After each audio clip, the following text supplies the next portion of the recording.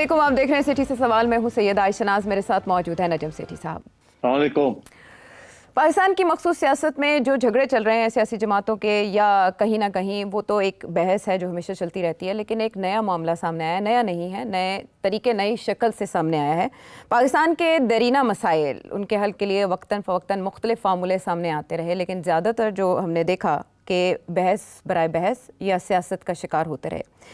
अब नए सूबों की जो बहस छिड़ी हुई है ये बहुत मुतनव्वो है, इसके बहुत से एंगल्स हैं और बहुत सी डायमेंशंस हैं। इसकी टाइमिंग पे भी बहुत से सवाल उठाए जा रहे हैं और हस्बे रिवायत हम देख रहे हैं कि एक बार फिर ओपिनियन जो है वो डिफरेंस का शिकार है। कुछ लोग समझ रहे हैं ये तीर बहदफ नुस्खा है पाकिस्तान के तमाम मसाइल के हल के लिए, और कुछ लोग इसमें भी साजिश देख रहे हैं। सिर साहब, सबसे पहले तो अगर मैं स्टार्ट करूं तो बेसिक क्वेश्चन तो यही है कि दूसरे ममालिक की मिसाल दी जाती है। भारत आज़ादी के वक्त, तकसीम के वक्त यूँ था और अब इतना हो चुका है। बेल्जियम में ऐसे, नाइजीरिया में ऐसे, या तुर्की में, ईरान में ऐसे किया गया। अमेरिका की यह हालत है। पाकिस्तान क्यों नहीं कर सका? पाकिस्तान 4 सूबों तक महदूद क्यों रहा? 1970 के बाद से इवॉल्व क्यों नहीं किया इसने इस लिहाज से? और दूसरा ये कि टाइमिंग, यानी इस वक्त ये बहस क्यों छेड़ी गई? बहुत अहम सवाल है ये। जी सही कह रही हैं, बहुत अहम सवाल है, मगर ये पहली दफ़ा नहीं है कि ये सवाल खड़ा किया गया है।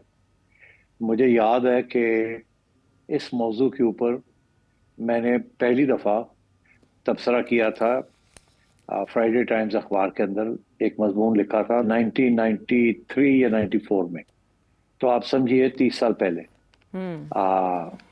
तो उस वक्त भी ये रेलेवेंट था ये इशू।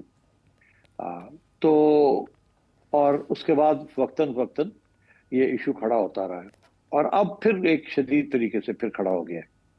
तो सवाल पहला तो यही बनता है ना आयशा, कि क्या बात है कि ये सवाल जो है खड़ा होता है, फिर रह जाता है, फिर खड़ा होता है, फिर रह जाता है। खड़ा क्यों होता है और कौन इसको खड़ा करता है, और क्या इसमें कोई सदाकत भी है कि नहीं, कोई जान है इसमें, पानी है इसमें कि नहीं।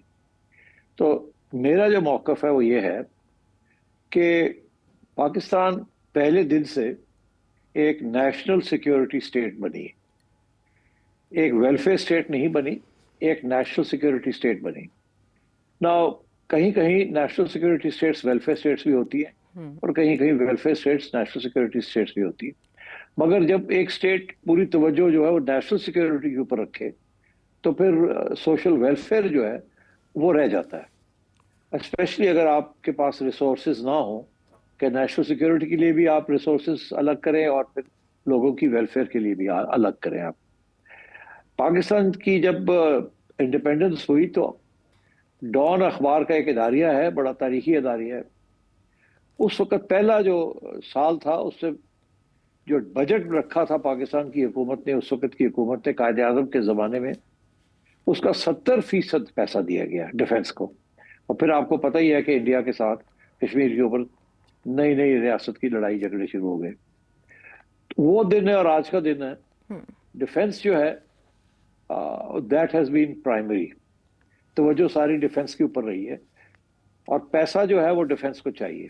अब वो डिफेंस क्यों प्रायोरिटी रही? वो इसलिए प्रायोरिटी रही क्योंकि इंडिया आपके साथ झगड़ता रहा, जैसे आप चाहें इसको कर लें, जिसकी वजह से वफाक जो है उसको मजबूत करना पड़ा।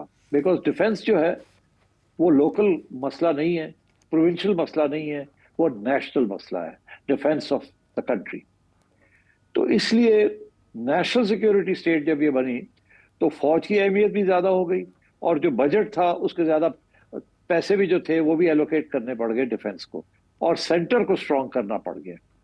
इसी वजह से कि जो पहले 10 साल थे पाकिस्तान के, उस वक्त 1956 की एक जमाने की एक कॉन्स्टिट्यूशन थी, वो 1936 की कॉन्स्टिट्यूशन को अमेंड करके हमने चलाया था। और उसमें ये 4 यूनिट से 5 यूनिट से, ईस्ट पाकिस्तान और बाकी 4 यहाँ थे। और अयूब खान साहब जब आए तो 58 में, तो उन्होंने फौरन नेशनल सिक्योरिटी के ऊपर तवज्जो दी और इसीलिए फिर 1965 में इंडिया के साथ जंग भी हुई कश्मीर के ऊपर। तो national security state centralise state होती है। तो अयूब खान ने 1 यूनिट बना दिया। उन्होंने कहा जी ये बाकी प्रोविंसेस शोविंसेस खत्म करें, डिफेंस बड़ी इंपॉर्टेंट है, वफाक बड़ी इंपॉर्टेंट है। तो वफाक को स्ट्रॉन्ग करने के लिए पाकिस्तान को बचाने के लिए, स्ट्रांग करने के लिए सारा फोकस वफाक के ऊपर होना चाहिए। बाकी ये चीजें जो है इनको देखा जाएगा। अच्छा, इसका ये अब होता ही है कि जो वेलफेयर स्टेट जो होती है, ये तो हो गया नेशनल सिक्योरिटी स्टेट के लिए centralized command, main resources centre के ऊपर, वफाक इज मोस्ट इम्पोर्टेंट जी। वेलफेयर जो है वो लोकल लेवल से होती है शुरू। वेलफेयर की जो सारी फलसफा है दुनिया का, वो लोकल गवर्नमेंट से होता है। जितनी चले जाएंगे उतनी ज्यादा वेलफेयर की तरफ तवज्जो होती है, क्योंकि नीचे से जो लोग आते हैं वो अपने लोगों का ख्याल करते हैं। तो वो छोटी छोटी तहसीलों से लेके फिर ऊपर चढ़ते चढ़ते चढ़ते आप, और वो लेवल जो होता है वो वेलफेयर का लेवल होता है जी। अच्छा, वेलफेयर सिर्फ इससे नहीं होती, बड़ी बड़ी सड़कें बनाने से। वेलफेयर नलका, नाली, पुलिस और अदालतें, ये लोकल लेवल पे सब कुछ होता है। अच्छा, इसीलिए लोग अभी भी बरतानिया की हुकूमत जो थी, कॉलोनियल पावर जो थी, उसको याद करते हैं, बिकॉज वो लोकल लेवल पे उन्होंने पावर डिवॉल्व की हुई थी जी। और वेलफेयर का बड़ा इंपॉर्टेंट थी। हाँ। तो ये जो कॉन्फ्लिक्ट है between welfare state and national security state, ये पहले दिन से पाकिस्तान के अंदर बिल्ट इन थी, बिकॉज ऑफ हमारे जो इंडिया के साथ जो तजाद था। अच्छा, उसके साथ क्या हुआ कि फिर हमने अयूब खान के जमाने में हमने 1 यूनिट बना दिया। अब अयूब खान का 1 यूनिट जो था, उसके अंदर सारा पैसा जो था वो 2 जगह पे गया, एक डिफेंस की तरफ गया, और दूसरा ये कि जो भी इंडस्ट्रियलाइजेशन हुई वो बड़ी लॉपसाइडेड थी, अनइवन थी। छोटी प्रोविंस, छोटे गरीब इलाकों में नहीं गया, वो जहां पहले डेवलपमेंट हो रही थी वहीं होनी शुरू हो गई। ना ईस्ट पाकिस्तान पैसा गया, ना सिंध में गया, और कराची से हटा के कैपिटल शिफ्ट कर दिया इस्लामाबाद, तो सारी वो भी उधर चला गया। अच्छा। और लोकल गवर्नमेंट भी नहीं हुई, और वो जो उन्होंने बेसिक डेमोक्रेसीज बनाई थी वो खत्म हो गई, उसके वो चल नहीं सकी। तो जब भी ये डिफेंस का मसला आया है, और तो उस वक्त सेंट्रलाइज स्टेट की बात हुई है। मगर फिर आप देखिए कि जब भी फौजी हुकूमतें आती हैं सेंटर के अंदर, तो वो प्रोविंसेस को अहमियत नहीं देते, वो लोकल गवर्नमेंट को एम्फोसिस देते हैं। और सबसे ज्यादा अयूब खान ने भी बेसिक डेमोक्रेसीज बनाई, उसके बाद जियाउल हक साहब आए, लोकल गवर्नमेंट, उसके बाद मुशर्रफ आए, लोकल गवर्नमेंट, और ऊपर सेंटर और नीचे लोकल गवर्नमेंट। उन्होंने ये जो प्रोविंशियल सेटअप था इसको कमजोर किया, क्योंकि प्रोविंशियल सेटअप के साथ एक हमारा एक्सपीरियंस ये है आयशा कि कोई डेवलपमेंट लोकल नहीं होती। अब लाहौर की डेवलपमेंट हो जाएगी, मगर बाकी पंजाब में जो छोटे छोटे जगह हैं वहां नहीं होगी, एंड सो ऑन। तो इसी तरीके के साथ, तो इसलिए ये इशू जब भी डिफेंस का आता है तो ये इशू बनता है। अब हमने देखा है कि लोकल गवर्नमेंट जो है उसके कानून भी बन चुके हैं, और अदालतों ने भी हुक्म दिया हुआ है प्रोविंसेस को कि आप लोकल गवर्नमेंट के इलेक्शन कराएं और जेन्युइनली पावर जो है उसको डिफ्यूज करें, ताकि लोकल लेवल पे वेलफेयर इंक्रीज करें जी। मगर ये होता नहीं है। ये हमारे सियासतदान प्रोविंशियल लेवल के और फेडरल लेवल के मिले हुए हैं। अब क्योंकि दिन ब दिन हालात खराब होते जा रहे हैं, क्योंकि इंडिया के साथ फिर से टेंशंस जो है बढ़ गई हैं, और वैसे ही ये रीजन बड़ी खतरनाक है, तो इसलिए focus is going back to the centre. और ये डिबेट फिर शुरू हो गई है कि सेंटर के पास तो पैसे कोई नहीं डिफेंस के लिए, सेंटर के पास तो पैसे नहीं है डेवलपमेंट के लिए, उस इंफ्रास्ट्रक्चर के लिए, जो कि सिक्योरिटी का एक डायमेंशन है। तो इसलिए अब ये बात शुरू हो गई है कि ये 4 प्रोविंसेस जो हैं पैसे सारे ये ले जाते हैं, और नीचे लेवल पे वेलफेयर होती नहीं है, प्रोविंशियल लेवल पे करप्शन से साइफन ऑफ हो जाते हैं, और जो वफाक है वो भी महरूम हो जाता है, वो भी जो चीज करने की है उसके पास भी पैसे नहीं होते। तो इसलिए ये इशू फिर खड़ा हो गया अब। और मैं ये समझता हूँ कि ये जो इनहेरेंट कॉन्ट्रडिक्शन है पाकिस्तान के अंदर, जो national security state and welfare state, ये जब तक रिजॉल्व नहीं होगी उस वक्त तक ये प्रॉब्लम्स चलेंगे। और अब ये जो NFC अवार्ड का जो सारा इशू बन चुका है, इसका फॉर्मूला जो है वो चेंज करना चाहिए, और पैसे फेडरल गवर्नमेंट को ज्यादा पैसे चाहिए, और दूसरी तरफ ये है कि लोकल गवर्नमेंट अभी तक नहीं चल रही, और जो भी सियासी जमातें हैं वो नहीं चलाना चाहती। तो I think this is the reason कि जब भी कोई फेडरल क्राइसिस आती है तो ये प्रोविंसेस की बात, कि प्रोविंसेस को कमजोर किया जाए और प्रोविंसेस बनाई जाए, ताकि वो अगर लोकल गवर्नमेंट नहीं हो रही तो कम से कम 32 डिविजन्स जो हैं या 12 इसको कम कर दिया जाए, ताकि पावर डिवॉल्व कर जाए। अगर एक प्रोविंस की गवर्नमेंट जो है वो पैसे नीचे नहीं लगाती, तो चलो उस प्रोविंस को 4 में डिस्ट्रीब्यूट कर दिया जाए, ताकि वो सारे पैसे जो हैं फिर मुख्तलिफ जगह पे लगे हो। तो आई थिंक इस किस्म की अब आर्ग्यूमेंट्स चल रही हैं और मैं समझता हूँ इसके अंदर बड़ा वजन है, बिकॉज जो आगे सूरत हाल आ रही है ये सारी रीजन के अंदर, जिसके अंदर पाकिस्तान की नेशनल सिक्योरिटी पॉलिसीज जो है वो बड़ी अहम होंगी, तो इसमें जरूरत ये है कि वफाक के पास भी पैसे हों for defence and other major issues that relate to national security, communications, currency, defence, ये सारी चीजें फेडरल गवर्नमेंट की, और उधर नीचे लोकल लेवल पे लोकल गवर्नमेंट होनी चाहिए। और अगर ये प्रोविंसेस लोकल गवर्नमेंट नहीं डिवॉल्व करते तो फिर प्रोविंसेस को डिवॉल्व कर दिया जाए इनटू स्मॉलर प्रोविंसेस, ताकि वहाँ जो भी चीफ मिनिस्टर है या मेयर है वो उसका ख्याल करे। तो दैट इज वाई अमेरिका के अंदर उन्होंने ये सिस्टम बड़ा अच्छा बनाया हुआ है कि इंडिया के अंदर भी उन्होंने बना लिया है कि तीन लेवल्स के ऊपर है वहाँ, एक फेडरल गवर्नमेंट है, फिर एक स्टेट गवर्नमेंट है और फिर लोकल गवर्नमेंट है वहाँ। और इसी तरीके से इंडिया ने भी ये कर लिया, हमसे ये नहीं हुआ। हमने थर्ड लेवल टियर जो है वो कभी बनाया नहीं। जब थर्ड लेवल बनाते हैं तो सेकंड लेवल को उड़ा देते हैं, फौजी आते हैं वो सेकंड लेवल को उड़ा देते हैं, थर्ड बना देते हैं, उसके साथ और तकलीफ होती है।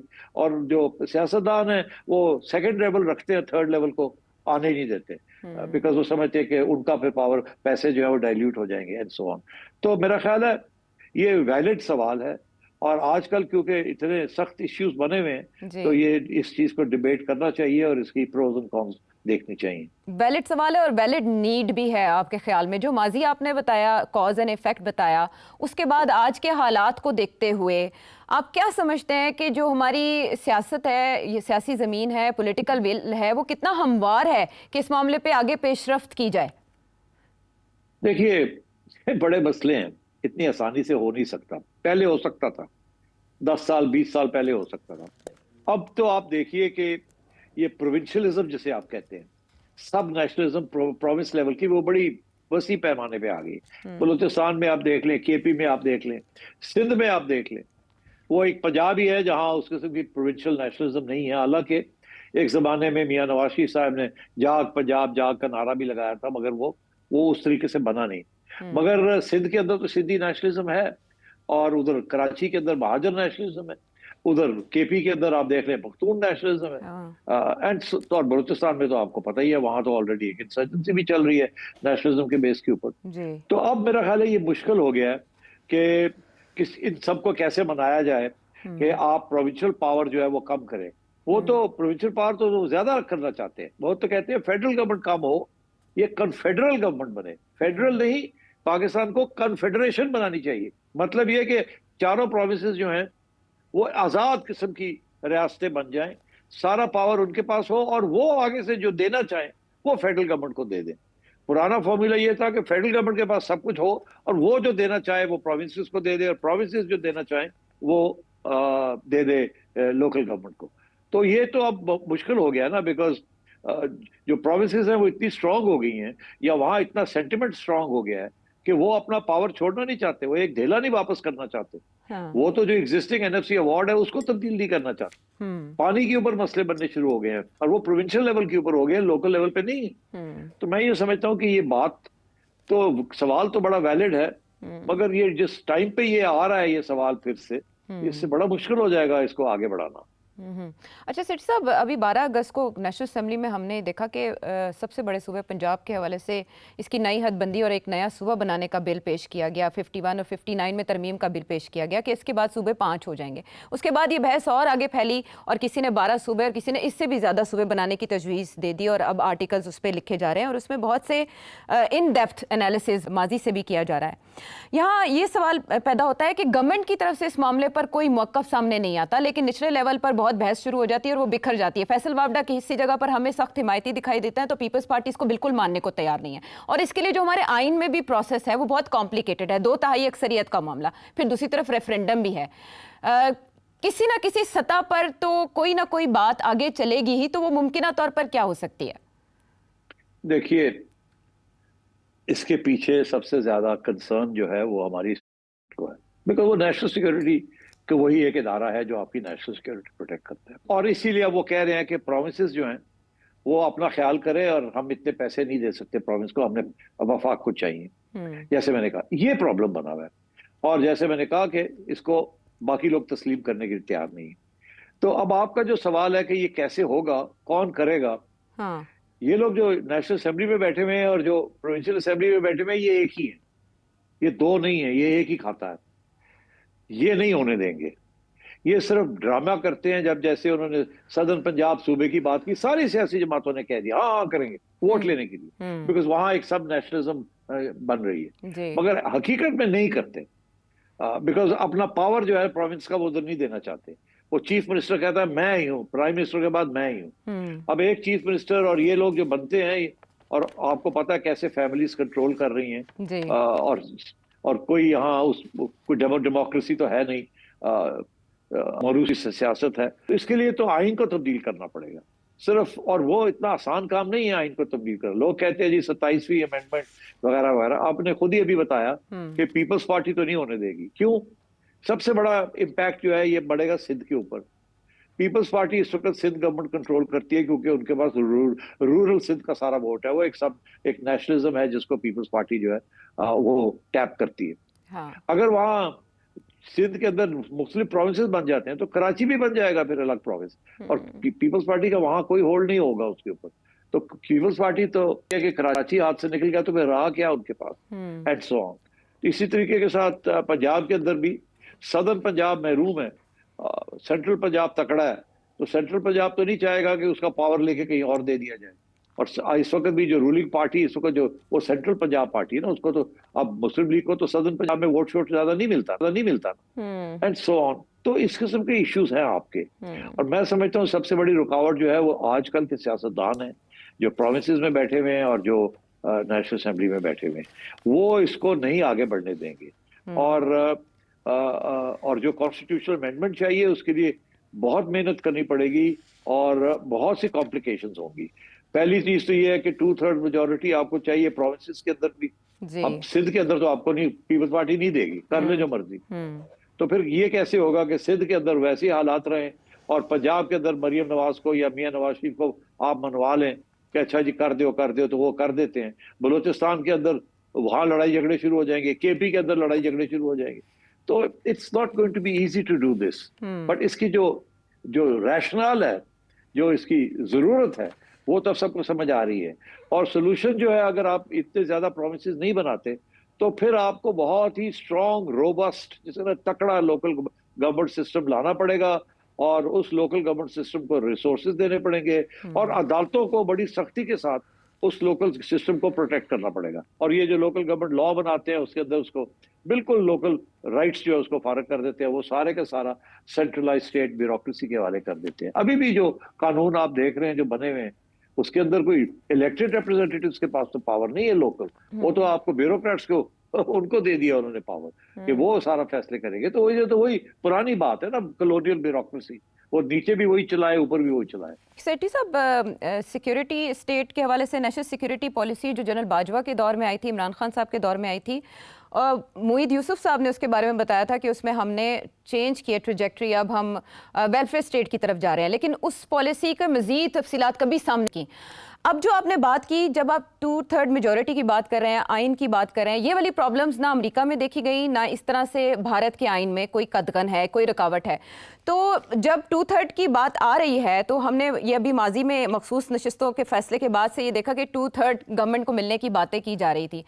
उस तरह से तो कोई बड़ी रुकावट इस हुकूमत के लिए नहीं है, सिर्फ एक विल चाहिए। और पंजाब की सतह से अगर इसका आगाज कर दिया जाए, 2/3 यहाँ पर सूबाई असेंबली से ले लिया जाए और पंजाब से अगर आगाज किया जाए तो डोमिनो इफेक्ट इस तरह आहिस्ता आहिस्ता पूरे मुल्क की तरफ जाए, तो इस तरह आगाज हो सकता है।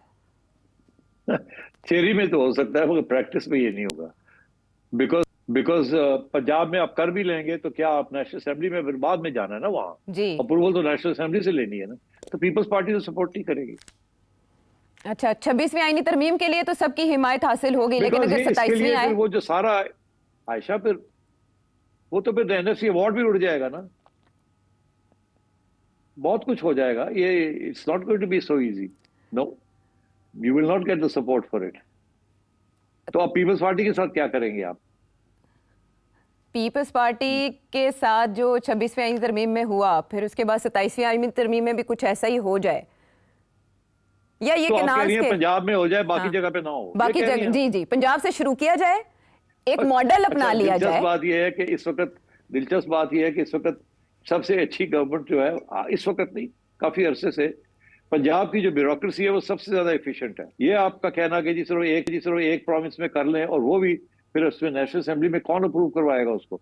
मेरा ख्याल है पीपल्स पार्टी बहुत इसको खतरा देखेगी नहीं। उन्हें पानी नहीं करने दिया आपको, जो आप कनाल बनाना चाह रहे थे उन्होंने वो नहीं आपको करने दिया, तो आपको ये करने देंगे? सवाल ही पैदा नहीं होता। लेकिन केनाल मामले की गिरा जिन दिलों में है वो बहुत मजबूत और बहुत गहरी है, और आपको पता है जब दरारें पड़ती हैं तो फिर नताइज क्या होते हैं। बहरहाल आपके बहुत से सवाल छोड़ दिए, और जाहिर है जो व्यूवर्स हैं वो भी सोच रहे होंगे मुख्तलिफ एंगल्स पर कि फिर पाकिस्तान के मसाइल का हल कैसे निकल सकता है, और इस सवाल का जवाब भी सेठी साहब के एनालिसिस में मौजूद है। वापस आते हैं हम एक ब्रेक के बाद।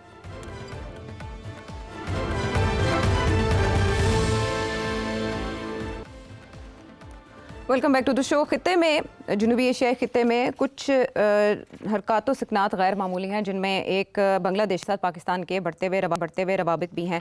हमने इससे पहले देखा अप्रैल 2025 में खारिजा सेक्रेटरीज की मुलाकात हुई थी ढाका में, और उस दौरान सेठ साहब एक खबर आई थी कि उनके सेक्रेटरी खारिजा ने प्रेस कॉन्फ्रेंस में बताया था कि उन्होंने $4 अरब का पाकिस्तान से मुतालबा किया है नुकसानात की मद में, और माफ़ी का भी मुतालबा सामने आया था। लेकिन बाद में पाकिस्तानी वजारत खारिजा की जानिब से भी उसकी तरदीद जारी की गई और कहा गया कि दोनों ममालिक के दरमियान ताल्लुकात में रखना डालने की कोशिश की जा रही है, साजिश की जा रही है। अब हमारे फॉरेन मिनिस्टर, जो बड़ी खबर जिसकी तरफ मैं आना चाहती हूँ वो ये कि वो सुबह जा रहे हैं ढाका, और कहा जा रहा है कि मुख्तलिफ मामलात के हवाले से वहाँ वो मुलाकातें करेंगे, गुफ्तगू करेंगे, और उसके बाद जो ताल्लुकात है दोनों ममालिक के वो मजीद मामूल पर आने के इम्कानात हैं। सेठी साहब, ताल्लुकात आगे कैसे बढ़ेंगे बांग्लादेश के साथ? देखिए, ये इश्यू तो है, ये कोई नया इश्यू नहीं है, ये तो पुराना इश्यू कि हमेशा बांग्लादेश की जो भी हुकूमत रही है वो ये उसको ये डिमांड रही है कि आप पहले तो माफ़ी मांगे जो कुछ हुआ 71 में, और फिर कुछ लेन देन भी है वो भी करें आप। और एक तीसरा इश्यू है जिसका आपने जिक्र नहीं किया, मैं जिक्र कर देता हूँ, वो भी बहुत ही मुश्किल किस्म का इश्यू है। वो है वो बिहारी जो कि कैंप्स में है, उस वक्त कैंप्स में है, और उन्होंने फैसला किया था कि वो पाकिस्तान जाएंगे और जाना चाह रहे हैं, और हमने शुरू में तो कुछ ले लिए थे, उसके बाद हमने इनकार कर दिया था। जी। और वो एक्चुअली बिहारी नहीं रहे, वो पाकिस्तानी है अंडर इंटरनेशनल लॉ, क्योंकि जब ये सब कुछ हुआ तो उन्होंने फैसला किया कि हम पाकिस्तानी हैं, तो वो फिर पाकिस्तानी बन गए। वो पाकिस्तानी जो है वो कैंप्स में है, और वो हमने उनको आने नहीं दिया। पहले शुरू में आए थे, वो कराची चले गए, हमने कहा कि पंजाब में सेटल करेंगे, वो नहीं सेटल किया और वो कराची चले गए। और फिर उसके बाद सिंध हुकूमत ने रोक दिया, उन्होंने कहा कि ये क्या हो रहा है, ये तो सारी डेमोग्राफिक चेंज हो रही है।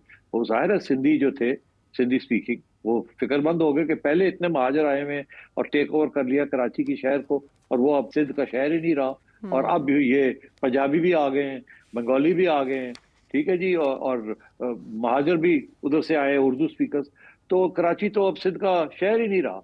तो इसकी वजह से फिर उन्होंने उस वक्त पीपल पार्टी की गवर्नमेंट थी, उन्होंने कहा, हम बेनजीर ने कहा हम नहीं, और लोग नहीं आएंगे वहां से, और वो दिन है और आज का दिन है कि वो नहीं आए, मगर वो वहाँ कैंप्स में हैं और वो कह रहे हैं कि हमने पाकिस्तान जाना है। तो अब तीन चीजें होगी ना, एक ये कि उनका क्या होगा, दूसरा ये कि जो 71 में हुआ उसका कुछ ना कुछ तो उसके नतायज हैं, उसके ऊपर बातचीत होनी चाहिए, और शायद वो अपॉलॉजी भी मांग रहे हैं फॉर इंटरवेंशन। और तीसरा ये है कि कुछ पैसे कुछ लेने हैं, कुछ देने हैं, कुछ रह गए हिसाब करने, एंड सो ऑन, रेपरेशंस जिसे कहते हैं।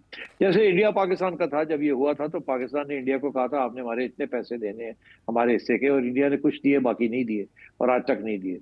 इसी तरीके के साथ बांग्लादेश जो है वो भी मांगेगा और मांग रहा है, उन्होंने भी कुछ लिस्टें विस्टें बनाई होगी।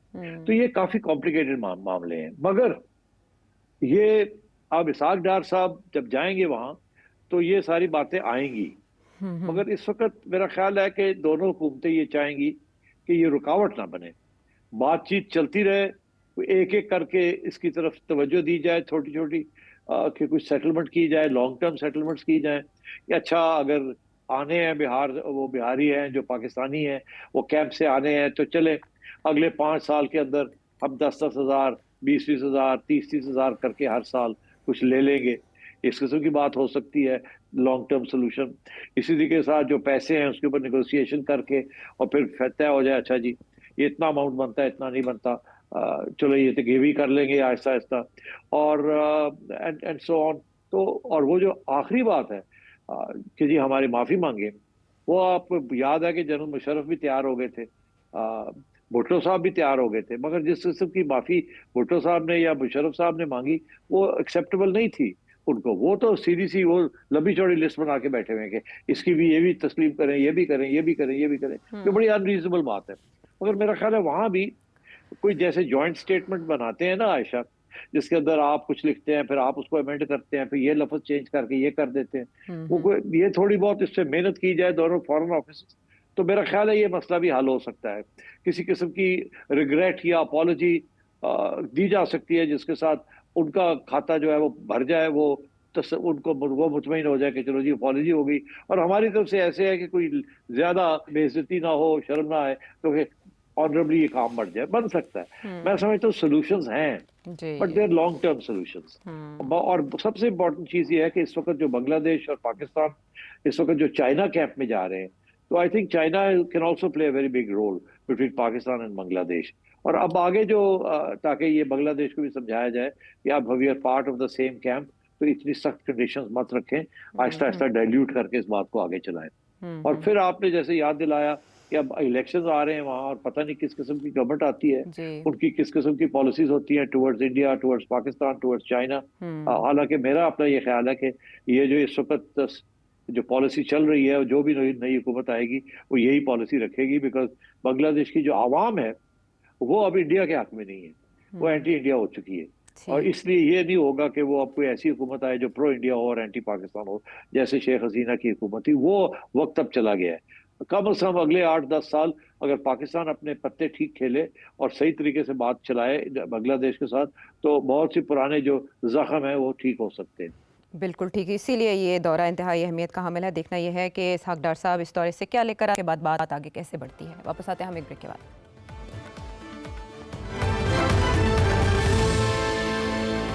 Welcome back to the show. अब आपके सवालात। कनाडा से अहमद यार। सेठी साहब, ये जो मरियम नवाज साहबा अभी जापान गई हुई और इससे पहले चाइना गई हुई थी और वहाँ के मॉडल को कॉपी करने की कोशिश कर रही है, ये अच्छी बात है, वहाँ की टेक्नोलॉजी यहाँ पे लेके आएंगी। पर जो हुकूमत के जितने एमएनए एमपी सब नाराज बैठे हैं कि उनको कोई वजारतें नहीं मिलती, उनको कोई रोल नहीं मिलता, उनके कोई काम नहीं होते, तो कम से कम उनको काम पे लगा दे। अगर पंजाब के लेवल पे देखें तो एमपीएस की ऐसी कमेटियां बनाएं जिसमें 4-4 एमपीएस की एक कमेटी बना के किसी को बोलें कि आप एजुकेशन के बारे में 4-5 कंट्रीज में जाओ, उनके निज़ाम पे रिसर्च करके आओ कि उनका कैसा है। किसी को हेल्थ पे लगा दें, किसी को जो रोड इंफ्रास्ट्रक्चर है उस पे, इनको सबको बिजी कर दें। एक तो ये बिजी हो जाएंगे और इनकी नाराजगियां खत्म हो जाएगी। ये नून लीग का एक ट्रैक रिकॉर्ड है कि ये जब भी हुकूमत में आते हैं ना तो अपनी एमपीएस को मुंह नहीं लगाते। तो एक तो ये कि इसके बहाने इनकी मीटिंग्स हुआ करेंगी सीएम साहबा के साथ, और दूसरे नंबर पे वो सब काम पे लग जाएंगे। और मरियम नवाज साहबा किस किस चीज पे रिसर्च कर सकती हैं, जब कितना टाइम इन चीजों पे लगा सकती है, तो बेहतर है कि इनको काम पे लगा दे। और यही सेम मॉडल जो है ना ये फेडरल में भी होना चाहिए। तो क्या कहेंगे आप? देखिए ये इशू जो है, ये तो मेरा ख्याल है मियां नवाज शरीफ ने और मरियम के दरमियान इसके ऊपर डिस्कशन भी हुई है कि ये जो इस वक्त जिस तरीके से मरियम बीवी पंजाब को चला रही है, वो ब्यूरोक्रेसी के जरिए पंजाब को चला रही है, एमपीएस के जरिए नहीं चला रही, और ना ही लोकल गवर्नमेंट के जरिए चला रही। और शायद ये फलसफा ये है कि वो शहबाज शरीफ वाला फलसफा के काम करें, और पैसा थोड़ा है और पैसा सही लगाना है वहां लगाए, और एमपीएस के जेबों में पैसा ना जाए। ये फलसफा है। क्योंकि वो फिक्रमंद है कि अगर फिर पंजाब हुकूमत के ऊपर करप्शन के चार्जेस लगने शुरू हो गए, क्योंकि इनेविटेबल है, जो होगा जब आप एमपीएस को डेवलपमेंट फंड्स देंगे और उनके काम होंगे, तो वहां तो 20% 30% तो वैसे ही साइफन ऑफ हो जाता है, तो बातें तो चलती हैं फिर। और मेरा ख्याल है मरियम बीबी जो है वो थोड़ा सा ख्याल रखती हैं कारकर्दगी कैसी है, और तो इसलिए वो मेरा ख्याल है एमपीएस को इतना घास नहीं डाल रही, ना ही उनको बजट्स दे रही हैं, और खुद जो है ब्यूरोक्रेसी के जरिए डेवलपमेंट कर रही है। अच्छा, अब इंटरेस्टिंग बात यह है कि ये यहाँ तक तो बात ठीक है, मगर अगर ये सियासी अप्रोच नहीं है, अगर आपने इलेक्शन की तरफ जाना है किसी न किसी स्टेज पे, तो फिर आप जब तक आपके पास कैंडिडेट्स नहीं होंगे तो आप इलेक्शन क्या लड़ेंगे? उस वक्त ये ब्यूरोक्रेट्स तो आपके काम नहीं आएंगे। तो और ये लोग जो हैं जिनके लिए आप समझ रही हैं कि आप वो काम कर रही हैं आवाम के लिए, ये जब इलेक्शन का वक्त आता है तो उनको ये सारी चीजें भूल जाती हैं। उनको नहीं याद रहता अस्पताल किसने बनाया है किसने नहीं बनाया, उन्हें ये याद रहता है कि हमारा एमपीए जो है उसने हमारा ये काम नहीं किया, ये काम नहीं किया, ये काम नहीं किया। हमारा लोकल जो बंदा है उसने हमारा ये काम नहीं किया, ये काम नहीं किया, ये काम नहीं किया। तो इसलिए पॉलिटिक्स बड़ी इंपॉर्टेंट होती है इलेक्शंस जीतने के लिए। और मगर पंजाब की हुकूमत जो है वो पॉलिटिक्स नहीं खेल रही इस वक्त। ये मामला मियां नवाज शरीफ साहब के साथ भी डिस्कस हुआ था, लोगों ने आके बात की मियां साहब से, और मियां साहब ने फिर मरियम को समझाया था कि चले फिर अब मैं मिलना शुरू करता हूँ और एमपीएस की भी बात सुननी चाहिए। आफ्टर ऑल आखिर में तो आपने उन्हीं के पास जाना है ना इलेक्शन वोट लेने के लिए। वोट तो एमपीए का होता है। यहाँ ये अमेरिका नहीं है जहाँ एक प्रेसिडेंट के लिए वोट पड़ता है। यहाँ वोट पड़ता है आपके जो कैंडिडेट है। वो और बात है कि पीपल्स पार्टी जो है वो उस सिचुएशन में है जहाँ वो भुट्टो को वोट पड़ता है, और पीटीआई जो है वो उस सिचुएशन में है जहाँ इमरान खान को वोट पड़ता है। मगर यहाँ वो सूरत हाल नहीं रही कि अब नवाज शरीफ साहब को वो वोट पड़ता है। तो इसलिए चाहिए था कि एमपीएस को लेके साथ चलती और उनको स्ट्रॉन्ग करती ताकि वो आवाम के साथ वापस मिल जाते। अभी तो सूरत हाल ये है कि वो अपनी शक्ल नहीं दिखा सकते अपनी कंस्टिट्यूंसी के, तो वो क्या लड़ेंगे जाके आगे, उनको तो गाली पड़ेगी जा। और वैसे ही बड़ी बुरे बुरे हालात हैं, जो महंगाई है और बाकी कुछ पॉलिसीज ऐसी हैं, गंदम वाली पॉलिसी एक्सेट्रा, जो कि खुश नहीं है लोग वहाँ। तो बात आपकी सही है, मगर बात यह है कि ये अब इनको कब ये समझ आएगी कि अब वक्त आ गया कि एमपीएस को स्ट्रॉन्ग करना है, एमपीएस को इकट्ठा करना है, अपनी पार्टी बनानी है। जो पार्टी उड़ गई है root at the local level, अब कोई मुस्लिम लीग वहां नहीं रही है। वहां जो हालात है वो काफी खराब है। तो आपकी तजवीज बड़ी अच्छी है सर। बात यह है कि ये कब इनको समझ आएगी कि अब बहुत हो गया है ये कि आप ब्यूरोक्रेसी के साथ चला रही हैं, आप एमपीएस को भी साथ लेके चले, उनको भी डेवलपमेंट फंड्स मिले, वो भी अपने लोकल अगर आपने लोकल गवर्नमेंट नहीं करनी तो कम से कम एमपीएस को तो साथ लेके चले। अच्छा अली, अब कराची से क्या जानना चाहते हैं? सर साहब, मैंने अमिताभ बच्चन साहब का शो देखा, उसके अंदर कुछ इंडियन आर्मी के और कुछ एयरफोर्स के कुछ ऑफिसर्स आए हुए थे। वो जो ऑफिसर्स थी वो बहुत कॉन्फिडेंस के साथ बोल रही थी कि हमने पाकिस्तान को सबक सिखा दिया, हमने ये कर दिया, हमने वो कर दिया। जिस एयरफोर्स के 5-6 जहाज गिर जाए, जिस मुल्क का मीडिया इतना ज्यादा झूठ बोलता हो, जिस मुल्क की आर्मी इतना ज्यादा झूठ बोलती हो, अपने नुकसानात छुपा रहे हैं, यहाँ तक कि इनके पायलट्स की डेथ्स हुई हैं और वो मारे गए हैं जब उनके फाइटर जेट शूट डाउन हुए हैं, वो उनको भी कभी ऑन नहीं कर सके। और इंडियन एयरफोर्स इतना ज्यादा अपना क्रेडिबिलिटी डाउन क्यों कर रही है, या इंडियन आर्मी या इंडियन एयर चीफ ने भी इवन अगर कोई बात करी तो वो बिल्कुल किसी सबूत के बगैर की। तो इंडिया लॉन्ग टर्म में आपको कहाँ जाते हुए नजर आ रहा है बतौर कौम? आप क्या देख रहे हैं? आप कहते हैं कि आप जो है ना वो ये देखते हैं कि किसी मुआशरे में या किसी कौम में या किसी पर्टिकुलर चीज में क्या बढ़ रहा है और क्या कम हो रहा है। तो आपका एनालिसिस क्या कहता है कि इंडिया आज से 10 साल बाद कहाँ होगा? मेरे ख्याल आप बहुत आगे चले गए। इंडिया का इतना बुरा हाल नहीं है जितना आप समझ रहे हैं। मैं समझता हूँ कि इस वक्त एक छोटा सा सेटबैक आया है नरेंद्र मोदी की फॉरेन पॉलिसी के ऊपर। तो ऑलरेडी वहां डिबेट शुरू हो गई है कि क्या ये फॉरेन पॉलिसी जिसके साथ ये शिकस्त हुई है, क्या ये डिफेंस बजट जिसके साथ खड़े नहीं हो सके, इन चीजों के ऊपर वहां डिस्कशन शुरू हो गई है और रिव्यूज होने शुरू हो गए। और कभी मत भूलिएगा कि India is now the 4th और the 5th largest economy in the world. वो तो मेरा ख्याल है नशा था उनको अपनी मकबूलियत का और अपनी स्ट्रेंथ का, कि वो समझते थे कि अब हम चाइना के साथ कंपटीशन में आ सकते हैं। एक्चुअली वो चाइना के साथ कंपटीशन में नहीं आ सकते। चाइना 5 गुना ज्यादा उसकी ग्रोथ है और उसकी जीडीपी है। इंडिया ग्रेट पावर नहीं बन सकता, मगर वो अपने आप को समझने लगे थे इस तरीके से। तो अब मेरा ख्याल है उनको कुछ एहसास हुआ है, इसलिए आपने देखा वो अब भागे हैं चाइना के साथ बातचीत करने के लिए। अब वो अमेरिका से पीछे हटे हैं बिकॉज उन्हें समझ आ गई है ये नहीं है। मगर इंडिया, मेरा ये ख्याल है कि इंडिया अमेरिकन कैंप में ही रहेगा। अमेरिका जहाँ जब तक बीजेपी की गवर्नमेंट है अमेरिका के कैंप में रहेगा, इधर उधर हाथ पैर मारने की कोशिश करेगा मगर अमेरिका के कैंप में रहेगा।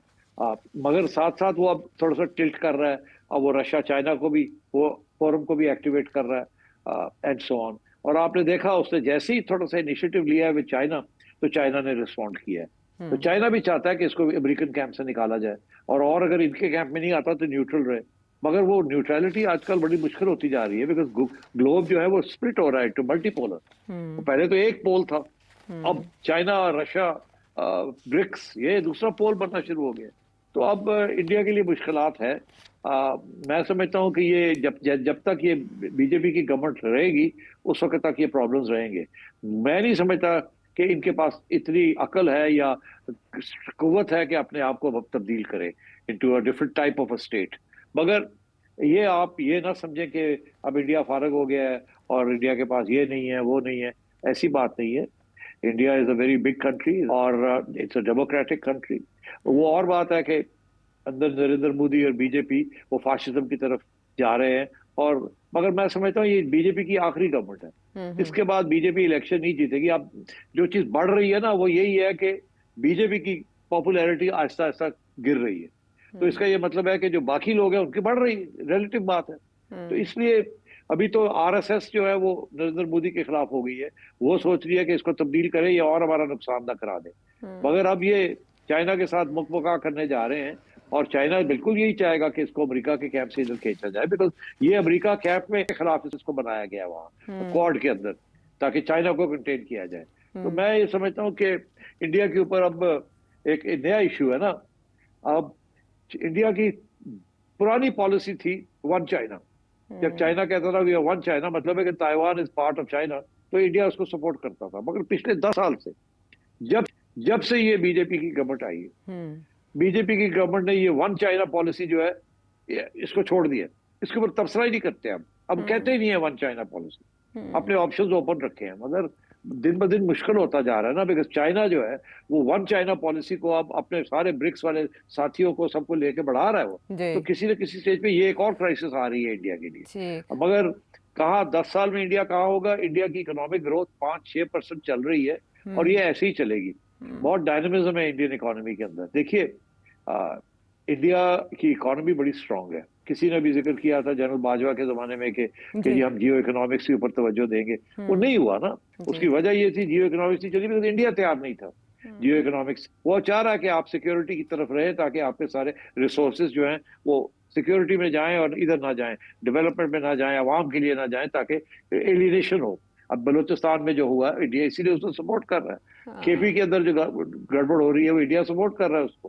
तो आई थिंक हमें अपना घर को ठीक करना है। आप फिक्र ना करें इंडिया का, आप अपनी तवज्जो दें कि आपने अपने घर को कैसे ठीक करना है। इंडिया जहां भी जाता है जो भी होगा should not be your concern. आपकी कंसर्न होनी चाहिए कि हम यहाँ क्या कर रहे हैं, हम क्या बढ़ रहे हैं और क्या कम हो रहा है, यहाँ वो देखें आप। इसके अलावा भी बहुत से सवाल जो आने वाले प्रोग्राम्स पे उठा रखेंगे। साइनिंग ऑफ, अगले प्रोग्राम तक के लिए लेने के बाद।